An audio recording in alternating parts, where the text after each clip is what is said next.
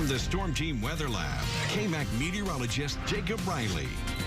Well, good Tuesday morning. We are starting off your work day here with a few showers and storms across the area, but they are moving out of our region. We should be dry for the next couple of hours, but some more storms possible later on today. Notice right now most of that activity moving on off to the east out of our area. A few sprinkles here across western portions of the South Plains, but it looks like we will see some more development later on today. Still seeing that monsoonal flow out of the southwest. That's giving us enough moisture to see some more of those showers and storms later on today. And boy, a nice way to start our day off here in the Hub City. Starting to see a few more peaks of sunshine this morning, but notice we do have a mostly cloudy sky across the Hub City. Really not expecting too much in the way of travel impacts across the area this morning as those showers and storms start to exit the region. Now, as we go forward through our forecast time, notice by around noon, seeing some more activity moving into the South Plains. So if you're headed out for lunch, may want to have that umbrella on standby just in case, but you're definitely going to need it later on today. Check it out. A line of showers and storms developing sometime between 1 and 3 p.m. is expected near the city of Lubbock.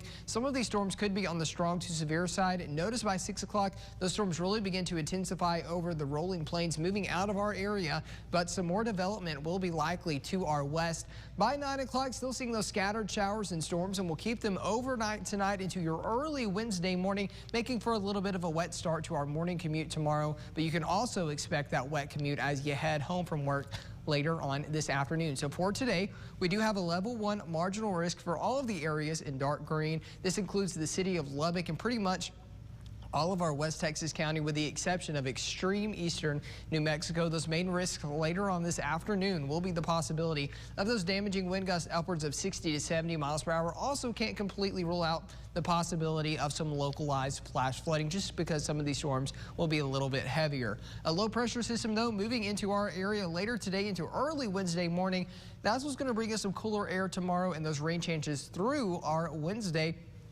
But notice as we head into next Wednesday, a high pressure system builds pretty far north across western portions of the United States. So in contrast to that, a low pressure system will dig pretty far south. And what that's going to do, bring us some much cooler air and rain chances back next week. But between now and this weekend, not looking like much here in the South Plains. Notice back off towards the rolling plains. That's where it looks like rainfall totals will be a little bit higher. But over the next 6 to 10 days, looks like we are in the above average range for the entire West Texas area for us to see some more precipitation across our region. But for the next 7 days here as we kick off level 9 of Jumanji in the South Plains, looks like weather isn't going to be too crazy. 84 here for your Wednesday. Tomorrow going to feel great. Back into the middle to lower 90s Thursday, and we'll stay on either side of 90 here as we go to the weekend, Kathleen. But early next week, that's when that next cold front is expected to arrive around Labor Day, giving us those below average temperatures once again. Can we go back to level 9 of Jumanji though? Because I don't think I'm